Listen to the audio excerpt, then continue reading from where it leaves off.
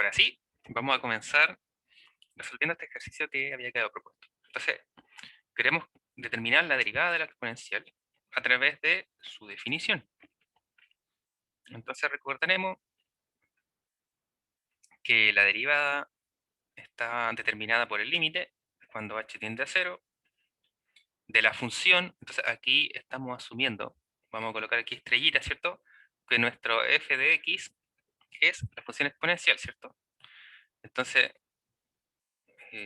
vamos a tener en cuenta que f evaluado en x más h será la exponencial elevada a x más h, y que, como decíamos, por propiedades exponenciales o de exponentes, recordemos que potencias de igual base, producto de potencia de igual base, se suman los exponentes. Por lo tanto, aquí tenemos lo contrario, ¿cierto? Es decir, podemos separar como e a la x por e a la h, ¿cierto? Entonces, esto es para tener en cuenta y luego en la aplicación ahí considerar. Entonces, recordemos que la derivada de esta función es el límite de la función evaluada en x más h. Bueno, vamos a colocar todo para ir recordando, ¿cierto?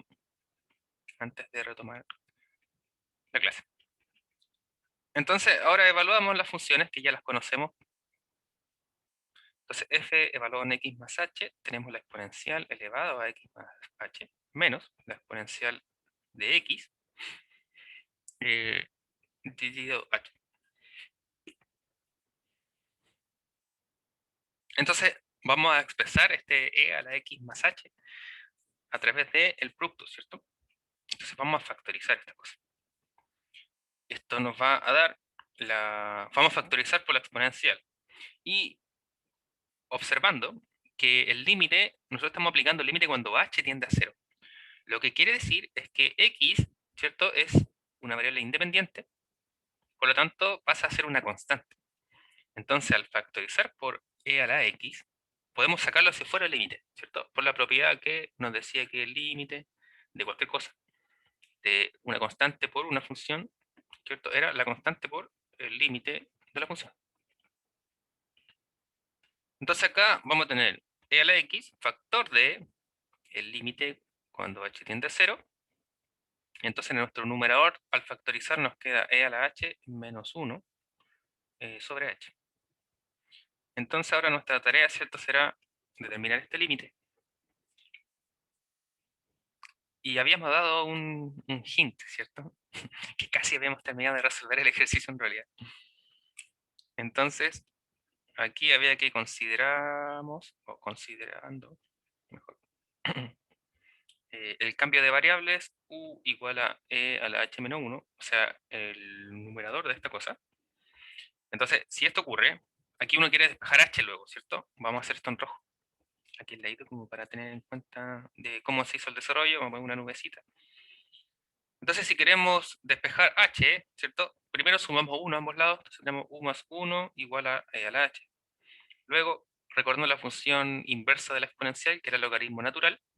Tenemos logaritmo natural a ambos lados, no es que el logaritmo natural de u más 1 igual a logaritmo natural de la exponencial elevado a h. Recordando que estas son funciones inversas una de la otra.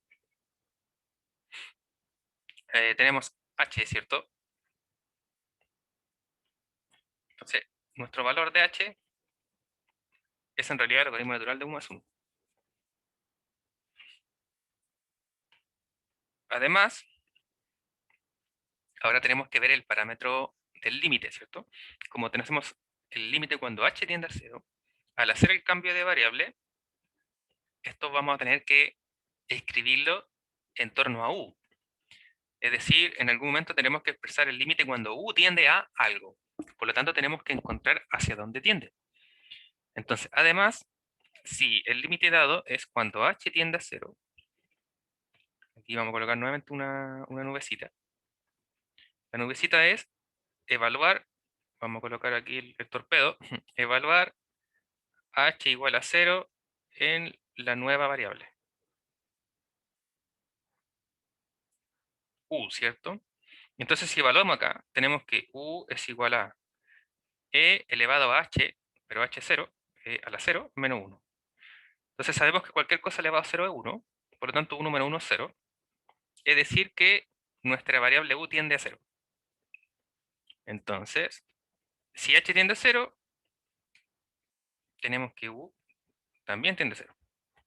Por lo tanto, vamos a poder expresar nuestro límite con u tiende a 0 y sustituyendo en cualquier lugar que tengamos h acá, ¿cierto? Por la nueva variable. Entonces, si nos damos cuenta, tenemos la expresión e a la h menos 1, que vamos a sustituir por u, es decir, el numerador va a quedar solo u. Y h, que es lo que expresamos acá, al despejar, tenemos que es el logaritmo natural de u más 1. ¿Ya? Entonces así va a quedar expresado nuestro nuevo límite. Entonces, luego, la derivada respecto a x de la exponencial, teníamos que era e a la x por el límite, perdón, por el límite, cuando h tiende a 0, de e a la h menos 1 sobre h. Entonces aquí al hacer el cambio de variable, que recordemos que sería solo acá adentro, nos quedaría el límite cuando u tiende a 0. El numerador es u y el denominador es el logaritmo natural de u más 1. Entonces, hemos cambiado nuestra expresión. Nos damos cuenta que no podríamos evaluar simplemente, ¿cierto? Pensando en que si uno quisiese aplicar álgebra de límites, ¿cierto? Uno pensaría en evaluar el 0 o u igual a 0 en el numerador y en el denominador. Pero notaremos que en el denominador, el logaritmo natural, sabemos que no tenemos problema ahí con la continuidad, ¿cierto? Uno podría ingresar el límite al argumento, pero al evaluar u más 1, con u igual a 0 nos quedaría el logaritmo natural de 1, y por definición eso es 0, ¿cierto? Entonces se nos indeterminaría la expresión. Lo que quiere decir en el fondo es que tenemos que buscar otro camino. Entonces, ese otro camino es el arreglo algebraico que habíamos señalado, de expresar u, o de expresar a como 1 sobre a. Ya, sabemos que esto es equivalente, por lo tanto nos va a permitir expresar nuestro límite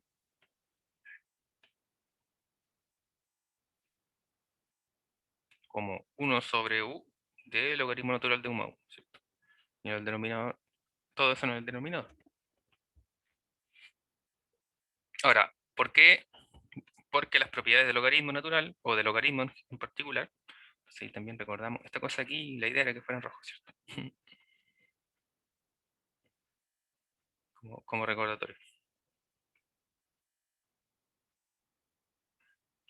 Entonces, recordemos que el logaritmo, ¿cierto? De x, ¿cierto? Elevado a pasaba adelante, ¿cierto? A por logaritmo de x. O al revés, ¿cierto? Es una igualdad. Por lo tanto, en este caso, esto va a pasar como exponente. Entonces tenemos la expresión, yo la voy a copiar porque va a cambiar solo ese factor que va a estar elevado, ¿cierto? Eh, entonces nos queda el límite cuando u tiende a 0 de u1 sobre logaritmo natural de u más 1 elevado a 1 sobre u. Entonces, como el logaritmo natural es continua en todo su dominio,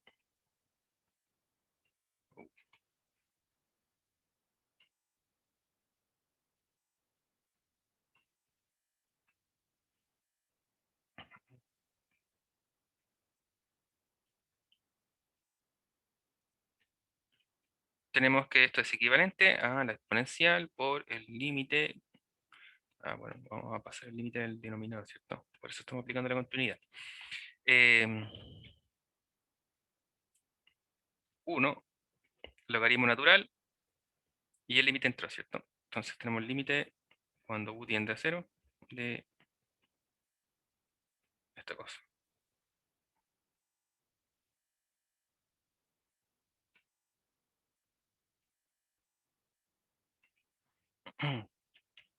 Bueno, aquí hay un salto de paso, ¿cierto?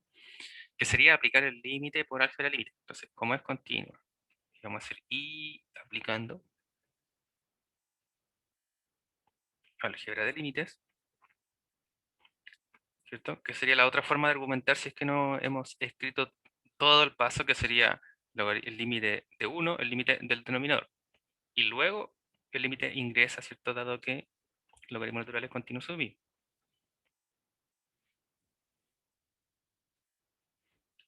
Y entonces recordaremos que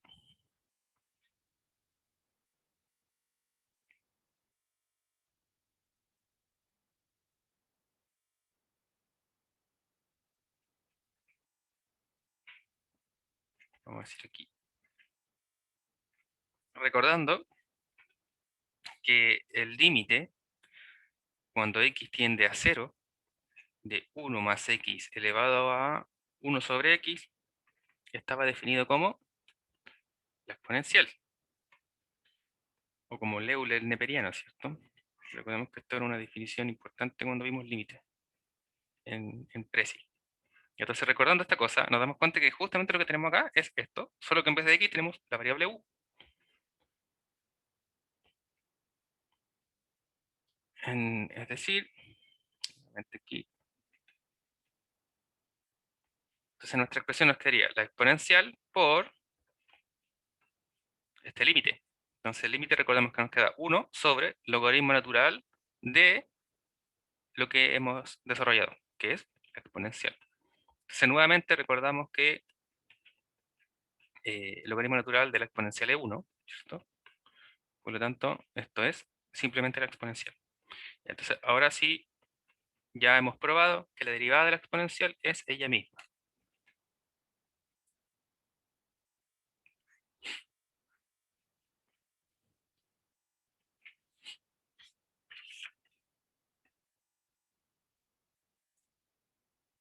Muy bien.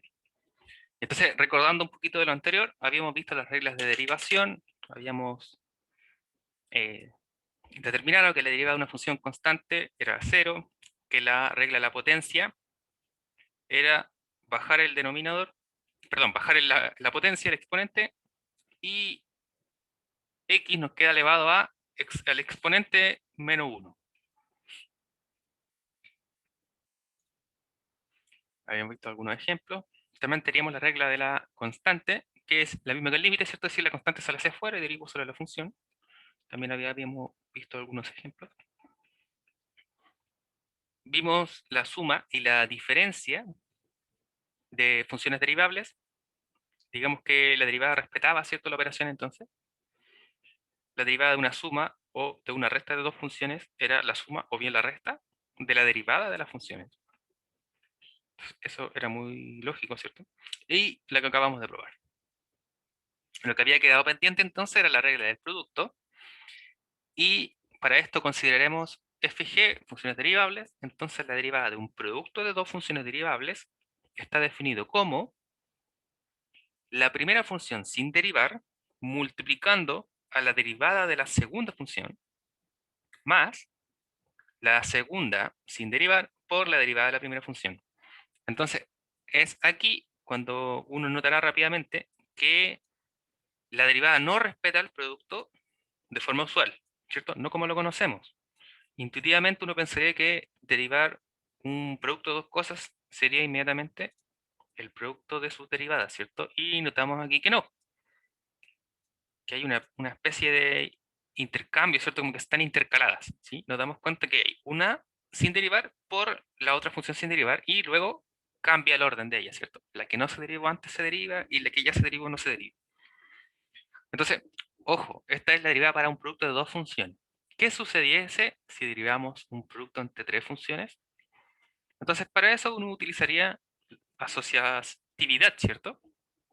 Uno colocaría un paréntesis, por ejemplo, en dos de ellas, expresaría esta misma cosa, y luego volvería a aplicar la regla del producto en los paréntesis que quedaron derivados, ¿sí?, para que le dé toda la expresión. Probablemente va a aumentar esta cosa en un término, ¿cierto? O en dos términos probablemente. Me parece que eso incluso está propuesto en algún ejercicio, así que cuando lleguemos a los ejercicios del texto de derivadas, lo vamos a estudiar en mayor profundidad. Pero vamos a ver la demostración entonces de la regla del producto, ¿ya? Entonces aquí se vuelve a hacer mucho hincapié en que La derivada del producto no es el producto de sus derivadas. Entonces, al igual que para la suma o la resta, vamos a llamar f mayúscula de x a esta función que está dada por el producto de las dos funciones f y g respectivamente. Entonces, si nosotros queremos derivar respecto a x esta función, ¿cierto? Entonces, recordemos que por definición tenemos el límite cuando h tiende a 0 de f mayúscula evaluado en x más h menos f mayúscula de x, todo sobre h. Entonces, evaluando en f mayúscula, que sabemos que es el producto, vamos a tener f chico evaluado en x más h por g, perdón, evaluado en x más h, menos f de x por f de g, perdón, por g de x, sobre h. Bien. Igual. Entonces, aquí es cuando tenemos que hacer un arreglo algebraico un poco extraño. Es decir, vamos a tener que añadir algo acá en el numerador para poder separar a través de la suma o de la resta a través de dos límites. Entonces, notamos que un término es el producto entre ellos dos evaluados, el otro son los f y los g. Por lo tanto, lo que nos falta es uno evaluado en x y el otro evaluado en x más h, para poder eventualmente hacer una factorización por alguno de ellos para que queden términos de su derivada. Recordemos que la derivada por defecto de f y de g, f' de x, recordemos que es el límite cuando h tiende a 0 de f evaluado en x más h menos f de x sobre h. Y de g lo mismo pero con g, ¿cierto? Entonces, mirando a lo que tenemos que llegar, es un poco de trampa, ¿cierto? Porque uno ya sabe lo que tiene que llegar. Pensándolo acá, o la segunda, ¿cierto? Que ya sabemos cómo está expresado esto.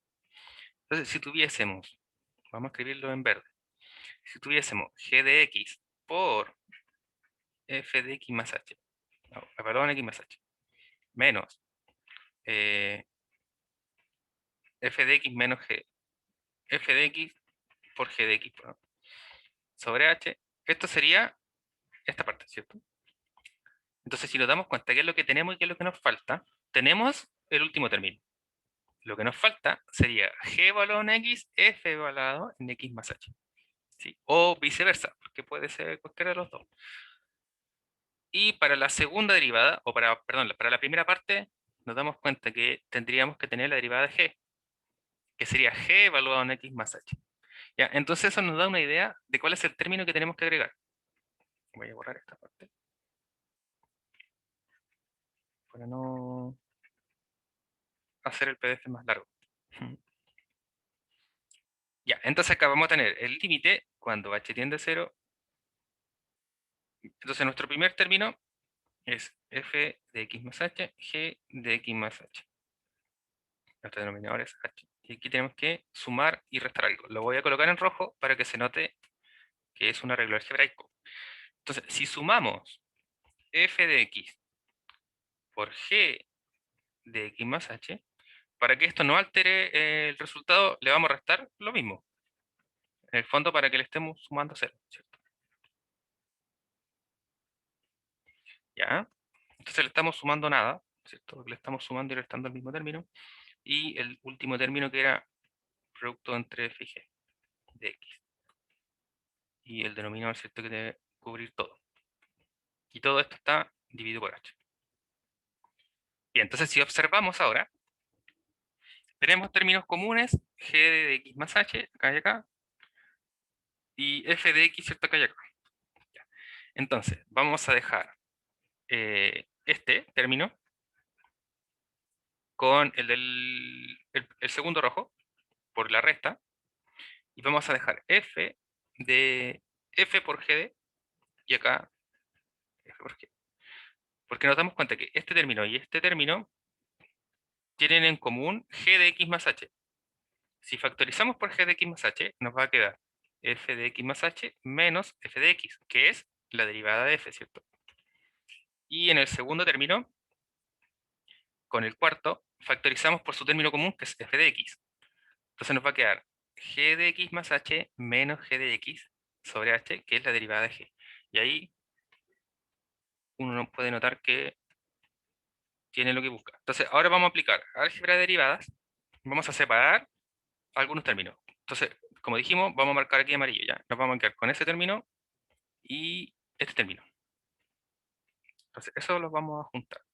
Entonces, nos vamos a quedar con f de x más h por g de x más h menos f de x por g de x más h, todo dividido h, más, nuevamente, el límite cuando h tiende a 0. Entonces, ahora lo que no nos llevamos antes, que es f de x por g de x más h menos el último término, f de x por g de x.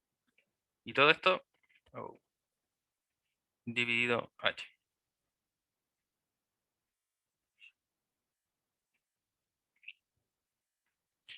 Entonces factorizamos como habíamos dicho. Esto es igual, límite cuando h tiende a 0. Entonces vamos a factorizar aquí por g de x más h. Factor de, nos va a quedar factor de f evaluado en x más h menos f de x. Y todo dividido por h. Nos vamos a quedar dividido por h acá. Ya lo vamos a expresar como un producto. Más el límite cuando h tiende a 0. Acá vamos a factorizar por el término común f de x. Entonces por, y nos va a quedar g de x más h menos g de x dividido h, ¿cierto? Entonces, este es un producto. Voy a dejar el paréntesis ahí para aclararlo.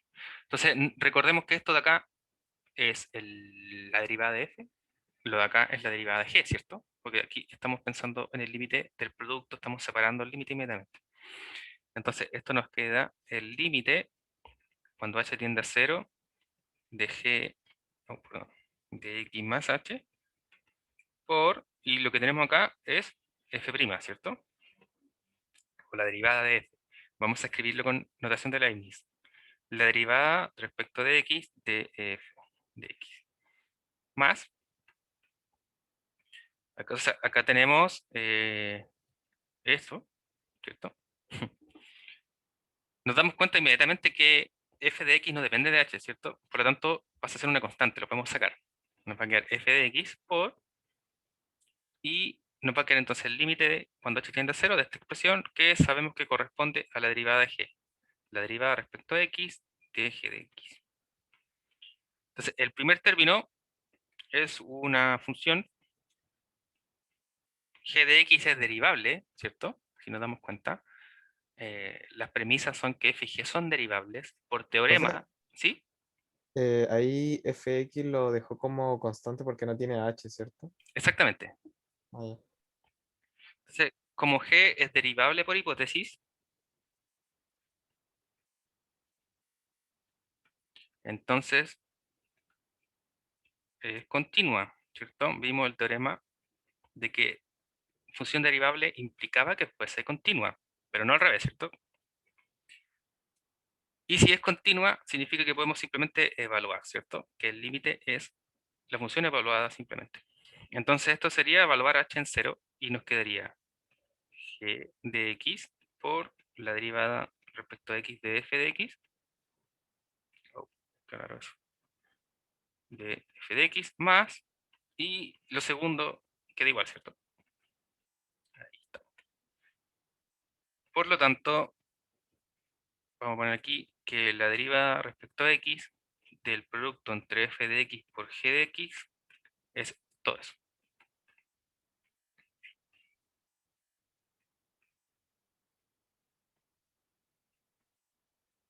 Bien, ahí queda un poco corrido esta cosa así.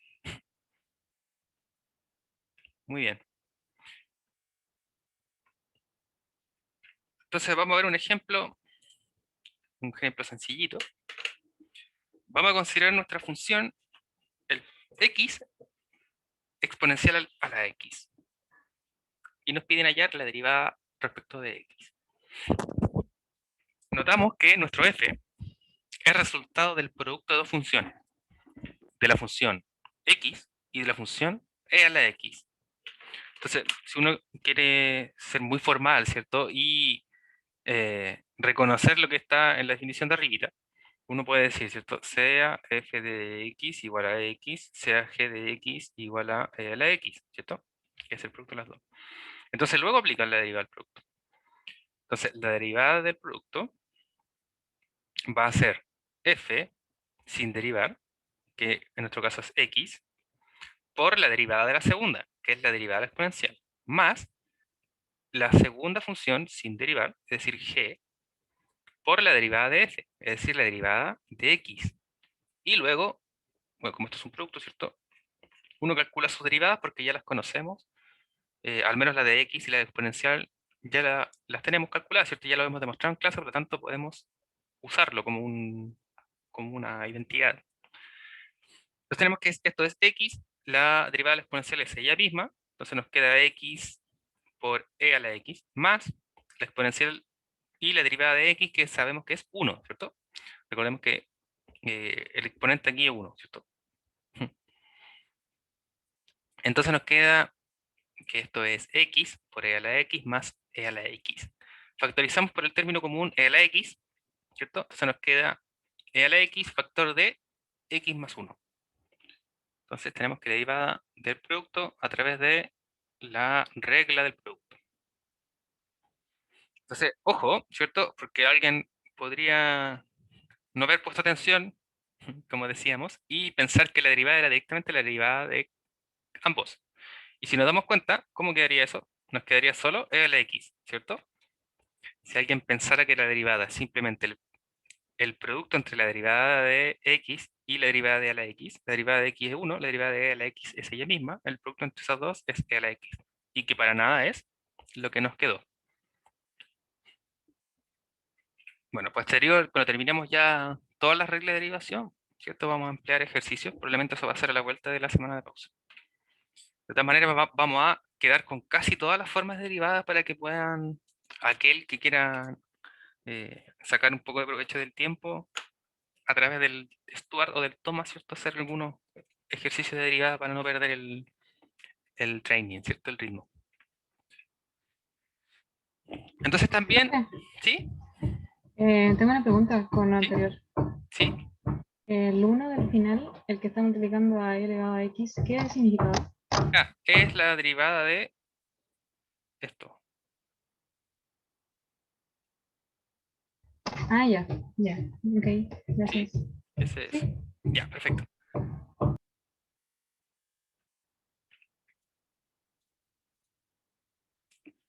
Ya, y entonces, ¿qué es lo que sucede cuando queremos derivar el cociente entre dos funciones? Está dado por esta forma muy fea. Se recomienda hacer muchos ejercicios del producto y del cociente entre dos funciones para aprendérselos. ¿Ya? Bueno, uno puede utilizar cierto un formulario mientras no está en clases presenciales, pero eh, se parece mucho con la del producto. ¿Qué se parece con la del producto? Vamos a sacar las diferencias. Encuentre las dos diferencias. Bueno, las dos diferencias serían uno, que es lo mismo, el numerador, solo que está con suma en el producto y acá está con la resta, ¿cierto? Si se dan cuenta. Bueno, esa es una diferencia.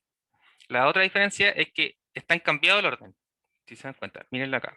Es la primera sin derivar por la segunda derivada. En realidad, como es la suma, aquí no, si uno lo escribe al revés, no pasa nada, ¿cierto? Sin embargo, en la regla del cociente, uno la puede decir también como una poesía, ¿cierto? Entonces, sería el denominador sin derivar por el numerador derivado menos el numerador sin derivar por la derivada del denominador. ¿Cierto? Que recordemos que son funciones. Podrían ser polinomios, ¿cierto? X, y cualquier otro tipo de función, incluso funciones compuestas, ¿cierto? Total, uno las deja aquí expresadas como compuestas y luego la calcula por separado. Sin embargo, la regla de la compuesta, ¿cierto? Es más compleja todavía y no la hemos visto aún, así que no va, hasta que no la veamos, ¿cierto? No vamos a ver un ejemplo con eso todavía. Y lo otro es que la regla del cociente sí está dividida, ¿cierto? Su denominador es simplemente el denominador que tenía, pero al cuadrado. Entonces vamos a ver también eh, la regla del cociente. A pesar de que la regla del cociente igual es muy larga, a ver, vamos a ver cómo tenemos tiempo. Sí, tenemos tiempo. Se puede.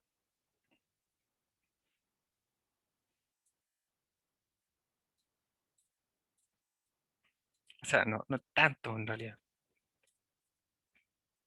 Siempre pueden haber mucho peores, ¿cierto?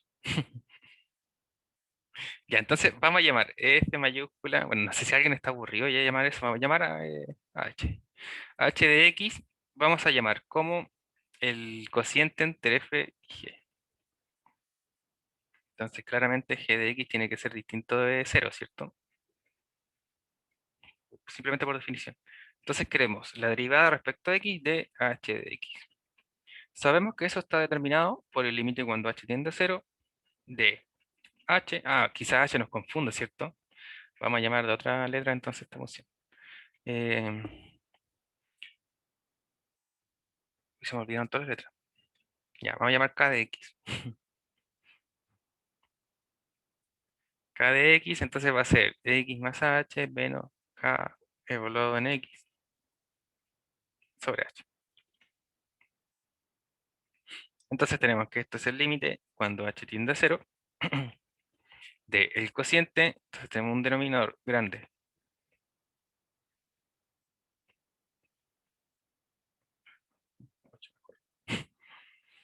de K de H de X, que sabemos que es un cociente entre F de X más H y G de X más H, menos K de X, que es F de X sobre G de X, y todo está dividido H.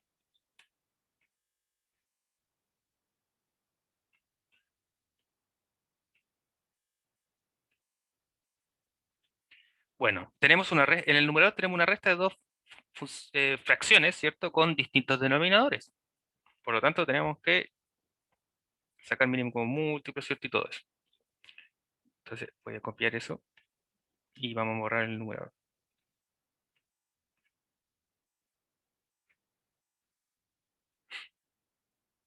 Bien.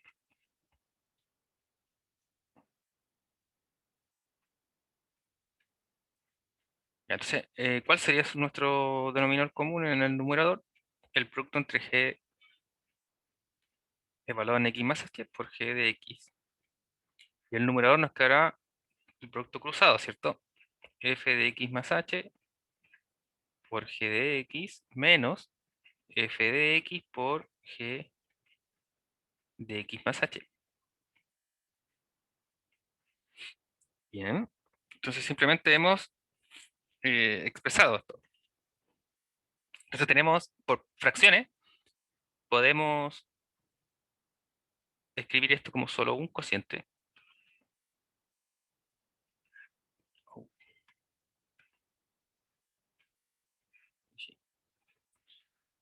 Como solo un cociente, ¿cierto? Que sería el producto de los denominadores. Es decir, H por el denominador del denominador. Ahora, nuevamente tenemos que hacer un arreglo algebraico un poco raro. Es decir, sumar y restar un término que nos permite que la cosa funcione.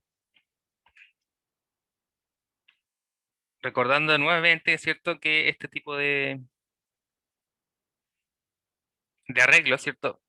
Están expresados en esta fórmula, o que estamos probando la fórmula general para el cociente entre cualquiera, dos funciones, ¿ya? Entonces, cuando uno la aplica, aplica como la fórmula, en este caso, porque ya estamos probando la fórmula general. Cosa que no hicimos como de la tangente, ¿cierto? En clase. Si hubiéramos probado que la tangente de alfa x sobre x era alfa, probablemente todos hubiéramos podido llegar y evaluarla. Lamentablemente no lo hicimos en clases. Entonces, por eso su tarea, digamos, era ahí probarla para poder aplicarla. Eh, Digo eso porque mucho la aplican así. Ya, entonces tenemos que, nos queda f valor en x más h, al otro término tenemos g valor en x más h, entonces nos falta el producto entre f y g nomás, po.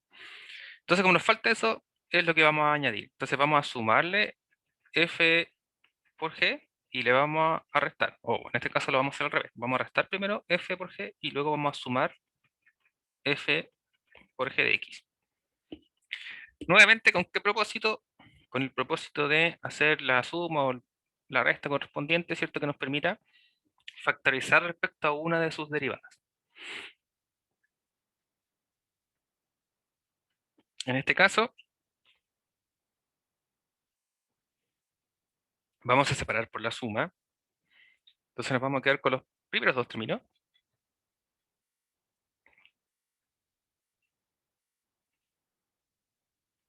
Entonces tenemos f es valor de x más h por g de x menos f de x por g de x.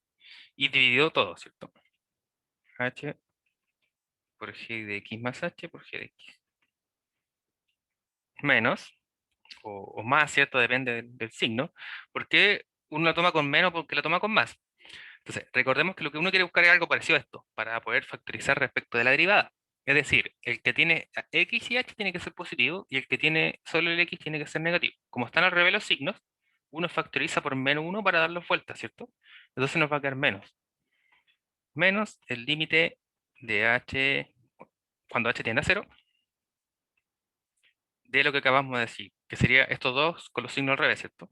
Entonces nos va a quedar f de x por g de x más h menos f por g de x. Ya, entonces nuevamente recordando que los signos se dan vuelta porque hemos factorizado por menos 1, ¿cierto? Lo que nos quedó la recta de acá. Y el denominador sería el mismo. Como separamos por la suma por la resta, los denominadores son los mismos. Bien, entonces ahora ya se va apareciendo poco a poco lo que queríamos buscar antes. Si nos damos cuenta acá, tenemos los términos para factorizar por un producto en común, ¿cierto?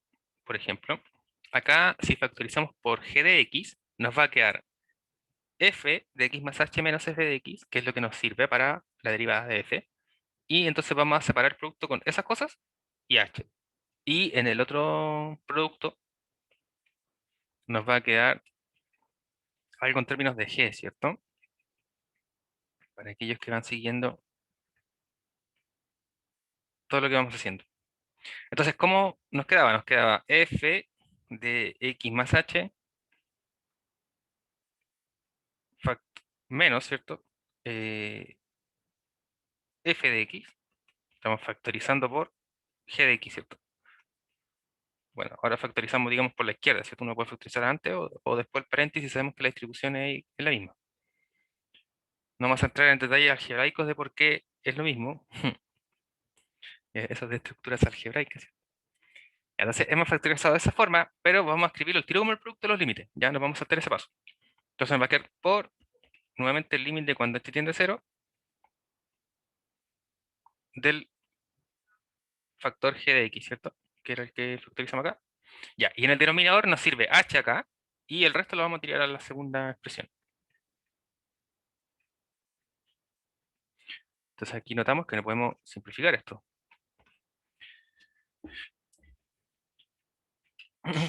Muy bien.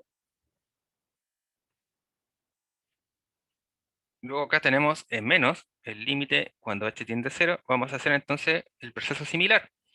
En el numerador notamos que tenemos como término común f de x, ¿cierto? Entonces vamos a factorizar por f de x.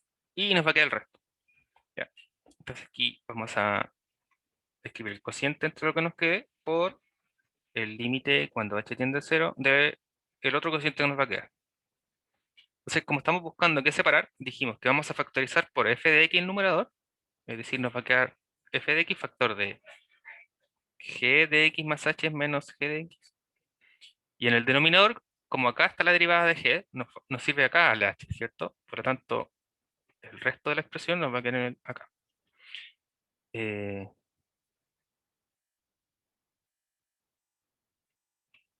de x más h por g de x.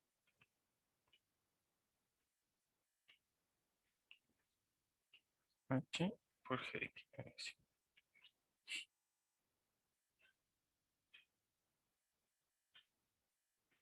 Bien.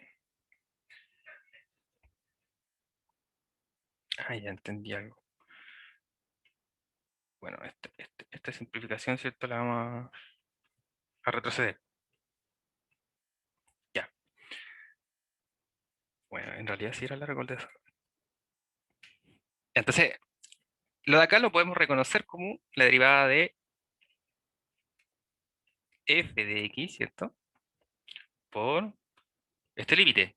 Bueno, sabemos nuevamente que por premisa tenemos que f y g son derivables. Como son derivables, son continuas. Y si son continuas, son iguales a g evaluado en a, ¿cierto? Que en este caso 0. Perdón, h lo podemos a 0, ¿cierto? Entonces nos va a quedar g de x, g de x, g de x, ¿cierto? Entonces nos queda g de x, y esto está dividido por g de x al cuadrado, ¿cierto? En otras palabras, el h es el que se va a 0, ¿cierto? Entonces toda esta expresión tiende a g de x. Y multiplica el de al lado, ¿ya? Por ahí sale el cuadrado. Menos, acá nuevamente. Sabemos que los g eran continuos, ¿cierto? Entonces ahí todo pasa como queremos. El f de x es una constante, dado que no depende de h, entonces sale hacia afuera, entonces nos va a quedar en el numerador f de x, y en el denominador nos va a quedar esta cosa. Entonces, nuevamente, h tiende a 0, nos va a quedar g de x por g de x, que es g de x al cuadrado, y esto está multiplicando a esta cosa, esta expresión que podemos identificar como la derivada de g, ¿cierto? Va a ser por la derivada de x respecto de g de x. Ahí sí. Bueno, como sus denominadores son comunes, ¿cierto? Podemos expresar todo como la resta con un denominador común, ¿cierto? Podemos expresarlo todo en una misma fracción y nos damos cuenta que esto corresponde equivalentemente a la fórmula de la expresión. Es decir, como dijimos, la derivada del cociente entre f y g, o entre dos funciones, es el denominador sin derivar por la derivada del numerador, menos el numerador sin derivar por la derivada del denominador, y todo esto dividido el denominador al cuadrado. Ya, pensando en numerador y denominador como funciones.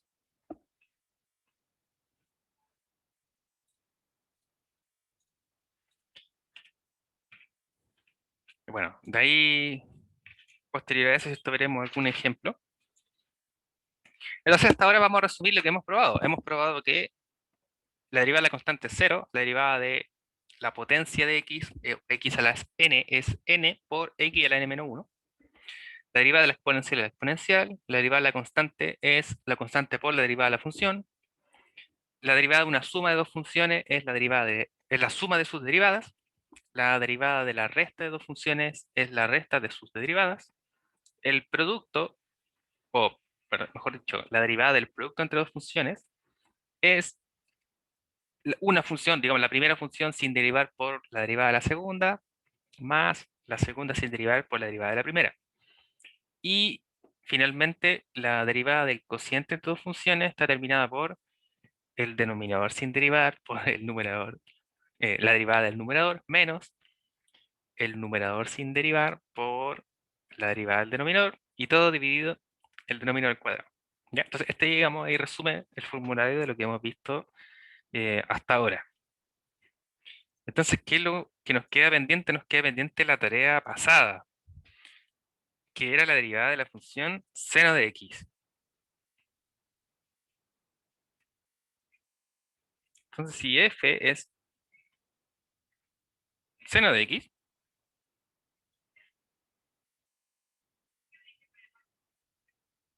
tenemos la derivada de x de f, ¿cierto? Sabemos que esto está determinado por el límite cuando h tiende a 0 de... Bueno, esto vamos a hacerlo rápido porque ya es lo mismo siempre, ¿cierto? Entonces pensamos nuevamente, si f de x es seno de x, entonces ¿quién será f evaluado en x más h? Seno evaluado en ese mismo argumento, ¿cierto? Por lo tanto, ojo, acá se va a tener que utilizar alguna propiedad, ¿no?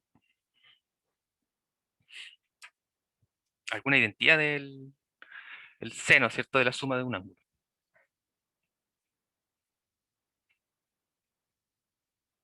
Bien, entonces esto es el límite cuando h tiende a 0. Entonces, f estamos evaluando en seno. Esto es el seno evaluado en x más h, menos el seno de x sobre h.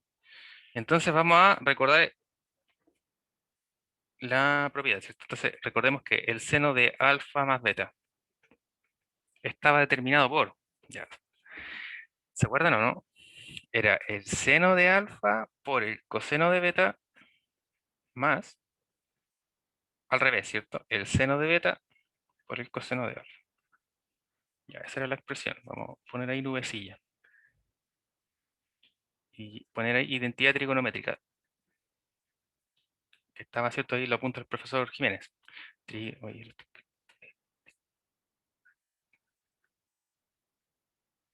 ahí sí. Bien, entonces evaluando o reemplazando en la expresión ahí buscada, vamos a tener el seno de x por el coseno de h más el seno de h por el coseno de x menos seno de x todo sobre h. Muy bien. Tenemos factor común seno de x, ¿cierto? Entonces tenemos el límite cuando h tiende a 0.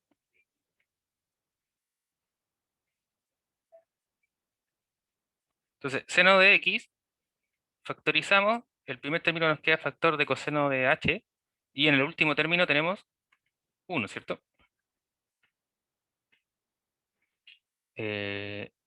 Más seno de h por coseno de x, ¿cierto? Todo esto sobre h.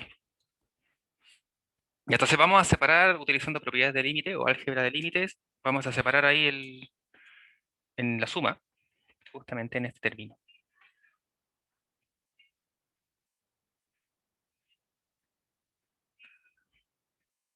Entonces nos va a quedar eso, ¿cierto? Más el límite de seno de h, coseno de x, sobre h, ¿cierto? Bien. Entonces, nuevamente aquí podemos notar que en el numerador del segundo término, o del primer término y del segundo término, tenemos el seno de x y acá tenemos el coseno de x, ¿cierto? Como producto.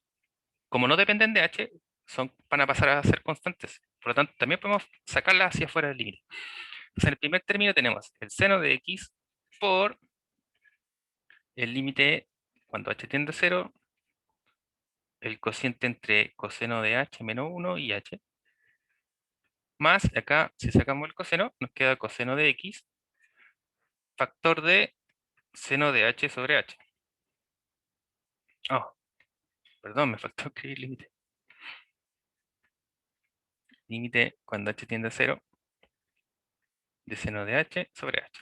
Entonces, aprovechando ahí y haciendo la observación, algunos poquitos que me han pedido la pauta hasta ahora, para saber qué pasaba con algunos de sus puntajes, en los ejercicios de límites, cuando uno aplica límites, si se dan cuenta, yo no dejé de escribir límite aunque me daba flojera, pero igual no lo dejo de hacer, porque el aplicar un límite es como una operación, es como que le estamos aplicando una función a esta cosa. Si yo dejo de escribir límite, es como si estuviera trabajando solo algebraicamente la función, lo cual también se puede hacer, pero aparte del límite. Cuando uno deja de escribir límite, cuando ya lo calculó, lo evaluó o usó alguna identidad de límite que conocía para dar el resultado del límite, y ahí se deja de escribir. Entonces, aquí, ¿cierto? Esto pasa a ser constante. Todavía el límite se debe escribir. En el segundo término, por ejemplo acá, tenemos el límite cuando h tiende a 0 de seno de h sobre h. Esta identidad la conocemos. Nosotros la conocimos con x, pero es lo mismo, ¿cierto? De seno de x sobre x es 1. Si uno reemplaza x por h, se da cuenta que esto es lo mismo. Es decir, todo esto tiende a 1. Y ahí, bueno, aplicamos, por lo tanto ahí uno ya deja de escribir límite de 1, ¿cierto? Porque ya conoce su resultado. Y nos quedaría ver el límite de coseno de h menos 1 sobre h. Bueno, esto también es, no, en realidad es 0, ¿cierto? Porque también esto en la prueba apareció. También algunos lo asumieron inmediatamente que daba tal cosa porque evaluaron numerador y denominador y ahí estuvo mal, ¿cierto? Pusieron 0 porque evaluaban coseno de 0, que es 1, y un número 1 es 0, pero eso les queda dividido h, que tiende a 0, por lo tanto les queda 0 dividido 0, eso se indetermina, por lo tanto no se puede evaluar. Entonces nuevamente hay que hacer un arreglo algebraico. ¿Cuál arreglo algebraico sería el recomendado? Algunos lo hicieron bien, ¿cierto? Que sería multiplicar por el conjugado del numerador. Porque si multiplicamos por coseno de h más 1, nos va a quedar seno cuadrado de h, ¿cierto? En este caso. Entonces, vamos a dejar hasta ahí el ejercicio pausado durante un rato. Vamos a dejar aquí una marca, ¿cierto? Estrellita. Y vamos a pensar solo en este límite, ¿ya? Vamos a llamar a este límite asterisco. Ya, entonces, analizando asterisco, tenemos que el límite, cuando h tiende a 0, de coseno de h menos 1 sobre h. Entonces, para calcularlo, dijimos, vamos a multiplicar inmediatamente por el conjugado. Coseno de h más 1. Coseno de h más 1. Multiplicamos los numeradores, nos va a quedar al cuadrado, ¿cierto? Nos quedará el límite, cuando h tiende a 0, de coseno cuadrado de h menos 1 sobre h factor de coseno de h más 1. Igual. Límite, cuando h tiende a 0. Entonces, identidad trigonométrica. Nuevamente acá. Recordar que seno cuadrado de alfa más coseno cuadrado de alfa es 1. Si uno despeja, ¿qué obtiene?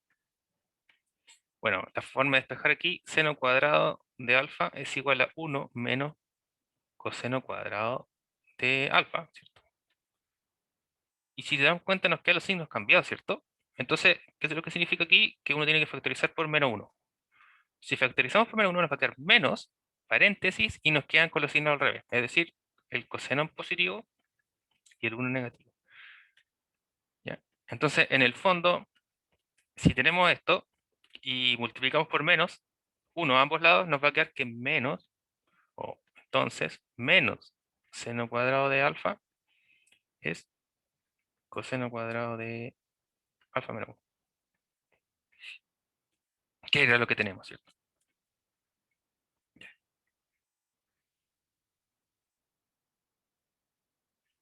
1 menos y 8 menos.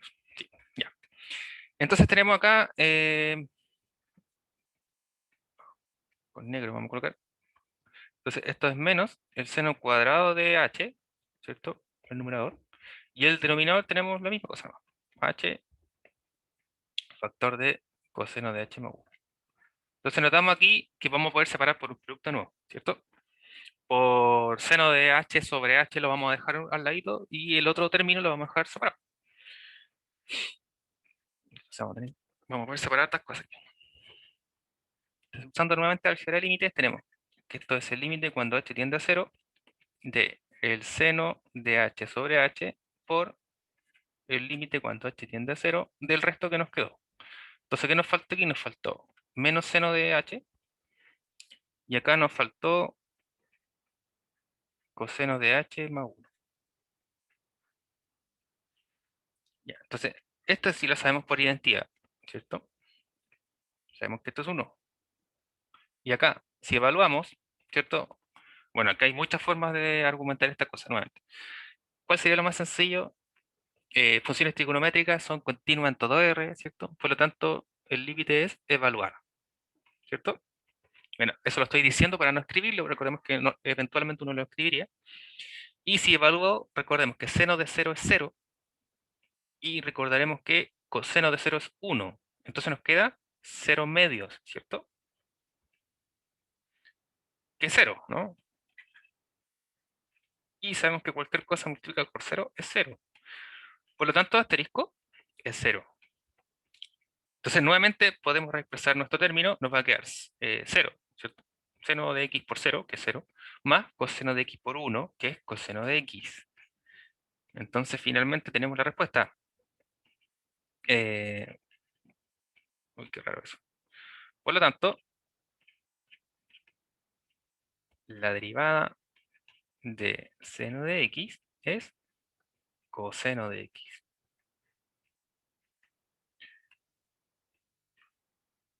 Muy bien. Entonces, justo cuando dejamos la tarea, si se dan cuenta, si hubieran hecho la tarea, hubieran tenido todo el puntaje en el límite de 2A, ¿no? Hubieran tenido que aplicar exactamente lo mismo que estábamos mirando ante esa instancia. Y entonces, ¿qué nos quedaría por ver? Vamos a mirar. Estamos bien Nos quedaría por ver la derivada de las funciones trigonométricas. Ya hemos visto una, ¿cierto? Nos quedan 5. Ya hemos visto la derivada del seno, que es coseno. Entonces, nos quería ver la derivada del coseno. Esa la vamos a poner, la vamos a dejar como... La vamos a dejar enunciada, ya. La vamos a dejar enunciada. Vamos a dejarla como ejercicio. Si no lo hacen, no importa. La idea es que sí lo intenten. Ya, bueno, como se dice un ejercicio, sería un buen ejercicio. La derivada de coseno. La derivada de coseno de x es menos seno de x. Entonces nuevamente lo va a hacer parecido al seno, ¿ya? Ahí la recomendación es guiarse de la demostración del seno para encontrar esta determinación. Entonces sí, ya podemos decir que hemos caracterizado dos funciones trigonométricas. Sabemos que la derivada de seno, la derivada de coseno es menos seno, por lo tanto la derivada de la tangente, ¿cierto? Y el resto se puede sacar a través de las dos primeras derivadas trigonométricas. Y luego de eso nos quedaría clasificar la derivada de todas las funciones exponenciales y logarítmicas, y ahí ya tendríamos todo, ¿cierto? Porque como tenemos la regla de la potencia, x a la n, y la derivada de la constante, y sabemos que la derivada respeta la suma, por lo tanto podemos derivar cualquier polinomio inmediatamente, ¿cierto? Separando la suma y derivando cada uno de los x elevado a algo, ¿cierto? Sacando las constantes que corresponden. Por lo tanto, ya podemos derivar casi cualquier tipo de función a través de estas reglas y sin tener que utilizar la definición de límite, ¿cierto? Porque si nos hemos dado el trabajo de demostrar cada una de estas identidades, es para que podamos usarlas, ¿cierto? Como fórmulas, las que ya hemos podido probar. Entonces nos quedan probar las logarítmicas, las exponenciales, así que aquel que quiera hacer ejercicio, ¿cierto? Para no perder la práctica, se le recomienda entonces aplicar las que hemos visto, todo tipo de función racional, de función polinomial, con logaritmo natural, con logaritmo natural también lo probamos, perdón, con exponencial, con seno y con coseno, y productos y restas o cocientes, ¿cierto?, de derivadas. Entonces, la compuesta todavía no la vemos, y ojo, porque también es una forma un poco extraña, recibe el nombre de la regla de la cadena, por lo tanto tampoco se recomienda eh, que intente hacer uno inmediatamente. ¿Ya? La idea es que pueda practicar y fortalecer sus destrezas para calcular la derivada de un producto y de un cociente de dos funciones. Principalmente, cuando eso está bien, podemos dar el siguiente paso, ¿ya? Entonces la recomendación, digamos, sería a su ritmo, ¿cierto? Y tranquilo, al menos hacer un par de ejercicios de producto y de cocientes para eh, madurar, ¿cierto? El concepto y esta nueva forma o fórmula para calcular estas derivadas.